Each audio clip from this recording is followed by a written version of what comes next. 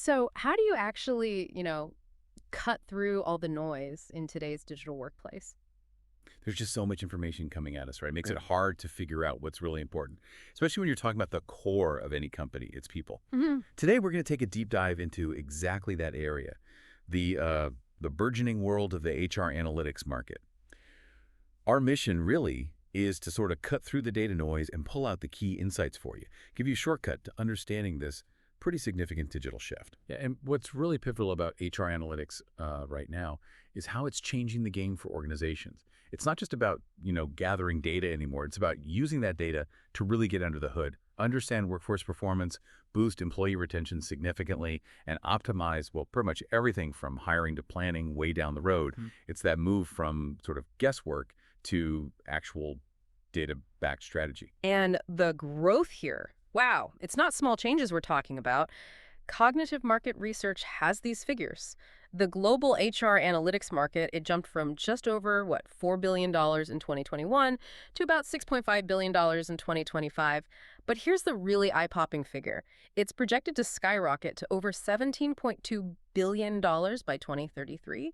That's a sustained compound annual growth rate, a CGR of almost 13%. Think about that scale. It's like quadrupling in just over 10 years. It's huge, absolutely huge. Okay, so let's try and unpack this growth. Maybe start with North America. It's always been kind of the big player in HR analytics. What's keeping it dominant? Is it just size? Well, size is part of it, but it's more about maturity, I think. Yeah. High-tech adoption is widespread. There's a real focus on data-driven decisions. And honestly, the talent market is so competitive, companies need optimized HR strategies to compete. So the market value there, nearly $1.4 billion back in 2021, climbed to over $2.2 billion in 2025. And the forecast, over $5.6 billion by 2033. Still growing at a, really robust double-digit rate annually. Oh, Right. And within North America, the US is the clear leader, yeah. yeah. Over $1.1 billion in 21, almost $1.8 billion in 25, and heading for what? $4.5 billion by 2033. So it's not just big, it's accelerating significantly. Absolutely. But Canada's not far behind in terms of growth rate. Its revenue went from around $182 million in 21 up to nearly $300 million in 25, and it's projected to hit almost $786 million by 2033. That's actually growing a bit faster, percentage-wise. And Mexico, too, showing solid growth, about $82 million in 21, over $130 million in 25, pushing towards $340 million by 2033. So yeah, North America really sets the baseline, doesn't it? It really does. Okay, let's hop across the Atlantic. Europe. The market there is also climbing pretty steadily. What's the flavor of growth in Europe? Europe's interesting. It's very diverse, obviously, lots of different economies, but there's a strong push towards digital transformation, especially in the larger enterprise sector. That seems to be a key driver. So the region as a whole, almost $1 billion in 2021, up to nearly $1.6 billion in 2025, and the projection, over $4 billion by 2033. So it's a solid CER there, too, over 12%. And this is where it gets quite interesting, looking at the individual countries. The UK, for instance, set to more than quadruple, from $133 million to over $565 million by 33. That's quite something. And Germany, wow, leaping from around $195 million in 21 to over $850 million. That's a really fast expansion for, such an established economy. And France looks strong too, heading over $570 million. Italy towards almost $390 million. Consistent growth. hmm And if you broaden that view across Europe, you see similar stories. Russia, projected to more than triple its market size. Spain, set to nearly quadruple, hitting over $390 million. Sweden, also significant growth, up to nearly $270 million. And then you have steady double-digit growth in places like Denmark, Switzerland, Luxembourg, plus the collective rest of Europe showing promise too. It really points to a continent-wide adoption, doesn't it? Yeah, it seems pretty widespread. Okay, shifting gears again, Asia Pacific or APAC, this region, the reports say, shows the highest growth potential globally. Why is APAC such a powerhouse here? Well, it's a confluence of factors, really. Rapid digitalization is key. There's a massive workforce, obviously. And you see a lot of organizations kind of leapfrogging older tech, going straight to advanced analytics. So the market numbers reflect that. Over $1.1 billion in 21, nearly $2 billion by 25, and set to reach almost $5.5 billion by 2033. That's growing at an incredible rate, almost 14% CAGR. And China's leading the charge there, right? From $350 million to nearly $1.7 billion by 2033. That scale is just immense. Yes, but look at India. It's actually leading the world in terms of growth rate, almost 15% CAGR predicted, jumping from around $144 million in 21 to over $750 million by 33. That blistering pace It suggests maybe a really fast adoption curve, perhaps driven by a young tech-savvy workforce, a booming startup scene integrating these tools from day one. Japan's also strong, expected to reach over $945 million, and South Korea shows healthy growth too, from about $90 million up to nearly $390 million by 33. And then you've got specific hubs doing incredibly well. Singapore, quintupling its market, nearly Yeah. $200 million by 33. And Southeast Asia as a whole, jumping from around $90 million to over $450 million. That's another really high growth rate. Taiwan, the rest of APAC. It all points to this widespread embrace of data in HR across a really diverse region. Exactly. It's a very dynamic picture. Okay, let's run out this global tour. Looking at other significant regions showing robust expansion. South America first. What's driving growth there? South America seems to be fueled by increasing digital maturity overall and, like elsewhere, a growing recognition that human capital is strategic. You need data to manage it well. So the market grew from about $205 million in 21, projected over $915 million by 2033. That's a CAGR over 13%. Brazil, being the largest economy, drives a lot of that volume, almost $80 million up to nearly $350 million. But what's really interesting is Argentina. Remarkable growth, nearly 14% CAGR predicted. And you see consistent double-digit growth in Colombia, Peru, Chile, too. Right, okay. And the Middle East, that's another area showing strong growth, projected from about $165 million in 21 to over $725 million by 33, also around a 13% growth rate. Yeah, that seems quite broad-based across the region, often linked to economic diversification plans, building local talent pools, Saudi Arabia, Turkey, the UAE, all showing strong performance. The UAE, for example, climbing from about $26 million to over $125 million by 33. That's backed by a pretty significant annual growth rate, nearly 14%. Okay, and finally, Africa. The market there stood at about $100 million in 21, expected to rise to over $440 million by 2033, growing just over 12% annually. What's the story in Africa? Africa's expansion seems tied to, well, increasing digital adoption in general, a very young, growing workforce, and the rising need for more sophisticated tools to manage these large, diverse talent pools effectively. South Africa is leading the way, projected to hit over $180 million by 2033. Nigeria is following closely. It reflects more organizations investing seriously in understanding and optimizing their people. So, after all that, what's the big takeaway for you, the listener, try and make sense of these trends? I mean, the core finding seems crystal clear, doesn't it? This HR analytics market, it's set for massive, exponential growth everywhere. It's not just a niche thing anymore. It feels like a fundamental shift. I agree completely. And connecting it all, this surge, it's fundamentally about organizations everywhere wanting, needing data-driven insights for managing talent. That's true in mature markets like North America and Europe, but maybe even more critical in those rapidly emerging economies we talked about, APAC, Latin America, Africa. It really boils down to empowering businesses to make smarter choices about their most valuable asset, which is, their people. Right.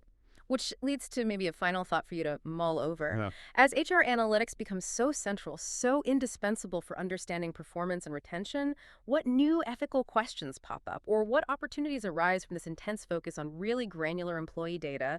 And maybe more broadly, how might all of this reshape the future of work for everyone?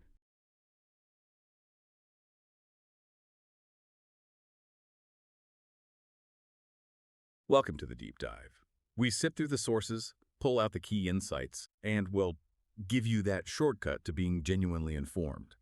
Today we're diving into something really fascinating, an evolution that's fundamentally changing how organizations manage their people, their most valuable asset, right? We are talking about the evolving landscape of HR analytics.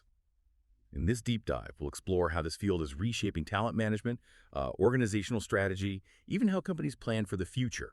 Our mission, cut through the noise. We've looked at recent market research, and we want to deliver those essential nuggets of knowledge.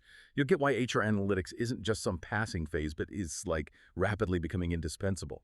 We're seeing this huge shift really towards data-driven talent management. Organizations are leveraging analytics now for everything, from recruitment right through to retention. And that shift is happening for some really compelling reasons. It's quite fascinating, actually. HR analytics is moving beyond just simple reporting. Now it offers genuinely predictive insights into employee behavior. So this isn't just about tweaking a process here or there. It's about enabling businesses to proactively cut down on turnover Right. and significantly boost productivity in ways that, frankly, we could only really imagine before. Okay, let's unpack this a bit, Yeah. because it does feel like HR analytics kind of exploded onto the scene, from niche to necessary almost overnight.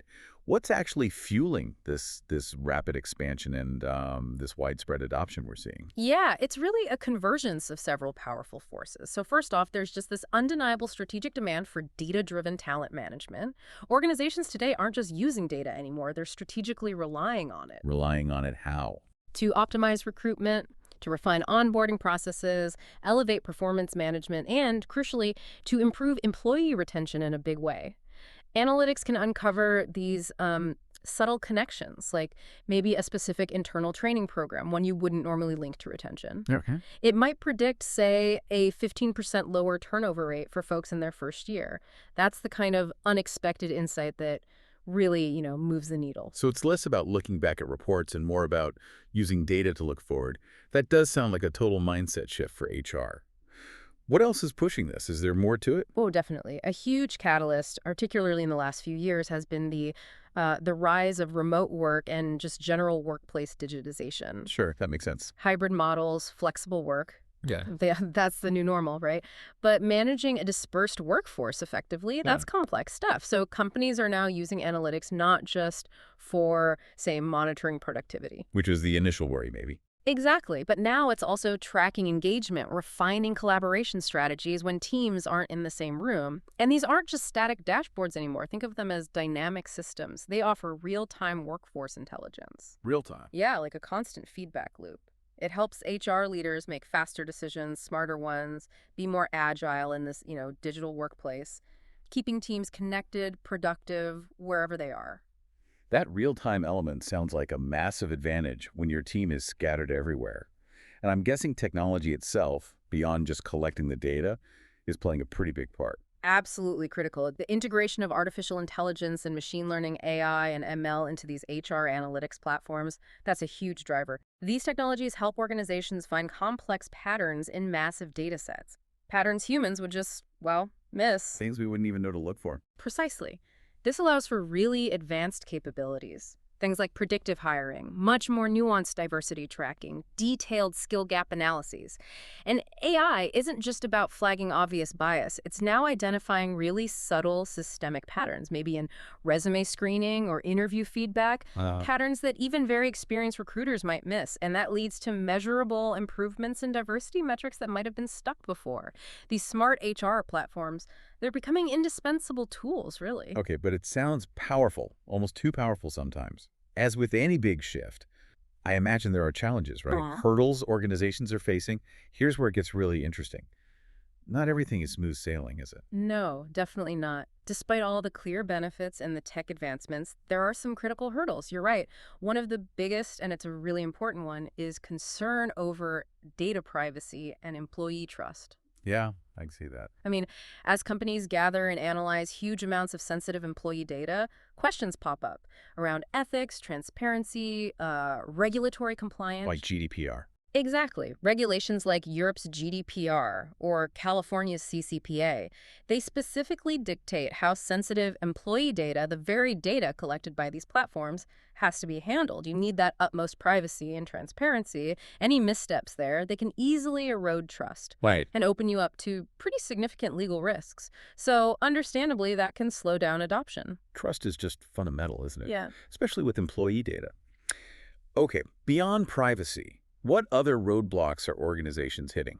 Another pretty significant one is, honestly, a lack of skilled professionals and maybe a lack of analytical maturity within many HR departments themselves. So the tech is there, but maybe not the people to use it effectively. That's often the case. The technology exists, it's powerful, but finding and retaining the talent needed to interpret the data, act on the insights, that often lags behind. Smaller companies, especially, might struggle. They might have poor data quality to start with, or siloed systems where data doesn't connect. Budgets, too, I imagine. And limited budgets, absolutely. Trying to implement sophisticated analytics on a shoestring budget. It's a real challenge. All of this inhibits getting the full potential out of these tools. And then there's maybe the most fundamental barrier: culture. Resistance to change within, let's say, more traditional HR cultures. The human element. Yeah. Many HR professionals, they're accustomed to relying on intuition, on experience-based decision making, and that's served them well for a long time. Sure. So transitioning to a truly data-first approach that can be met with skepticism, sometimes outright resistance, and that cultural pushback can really delay digital transformation projects. It slows down seeing any real return on investment from these analytics platforms. It sounds like the biggest hurdles might not even be technical then, but more about people and culture. A very human challenge for a data-driven field. Which makes me wonder, how are organizations getting past this? What does the next phase look like? So what are the key trends shaping the future of HR analytics? Where's this all heading? Yeah, we're seeing several major shifts emerging that are really defining what's next. One really prominent trend is a much stronger focus on the employee experience itself and on sentiment analysis. Sentiment analysis, how does that work? Well, companies are using things like surveys, sure, but also communication tools and even AI-powered sentiment monitoring. This tech can pick up on shifts in team morale, maybe by analyzing the tone and frequency of communication in collaboration tools. Interesting. Ethically, though. Oh, absolutely, with very strict ethical boundaries and anonymization, of course. But it gives organizations a deeper understanding of what's really driving employee engagement or well-being. It allows them to be proactive, to address potential burnout before it becomes a crisis, improve satisfaction, cultivate a healthier culture overall. It's like understanding the vibe. That sounds incredibly valuable. Moving beyond just the quantitative numbers to the qualitative feel, what about the platforms themselves, the tech side? Where's that going? That leads right into the next big trend: the widespread adoption of cloud-based and integrated HR platforms. Modern human capital management suites, HCM suites, they're increasingly hosting these robust analytics capabilities. All in one place. Exactly, within scalable cloud-based environments. These platforms offer centralized data governance, which is key for consistency and compliance. Plus, seamless integrations across different HR functions: recruitment, payroll, performance, learning, it all connects. All right. You get real-time dashboards. This just allows companies to make better, faster decisions across the board. And finally, maybe the most strategic shift we're seeing is this growing emphasis on using people analytics for strategic workforce planning. Strategic workforce planning. Yes, so looking further ahead. Much further ahead, businesses are moving beyond just analyzing the current workforce. They're using these insights now to simulate future workforce scenarios, to prepare for critical succession planning, who takes over key roles, to strategically match the skills they have and the skills they'll need with future business demands. This isn't just about hiring reactively anymore. It really positions HR as a core strategic partner in the business. A partner driving success. Yes, driving organizational success through informed, forward-looking workforce strategies. It's genuinely transformative. It's really clear this isn't just some minor update or a fleeting trend. The strategic impact seems huge. HR analytics is truly undergoing this remarkable transformation. It's being fueled by technology, yes, but also by strategic intent and this growing appreciation for making decisions based on evidence. Absolutely, you've got it. HR analytics isn't just another tool in the toolbox, it's a fundamental paradigm shift. It changes how businesses understand, value, and leverage their talent, from enhancing that day-to-day employee experience, Right. all the way to driving long-term strategic workforce planning. It's reshaping the very definition of what HR does and what it can do. So here's something to think about. If HR is truly becoming this core strategic partner in organizations, what does that mean for your role, for your career path, or just the way you view talent in the coming years? How might this whole transformation impact the skills, the mindset you'll need to succeed in this increasingly data-driven world? Something to mull over until our next deep dive.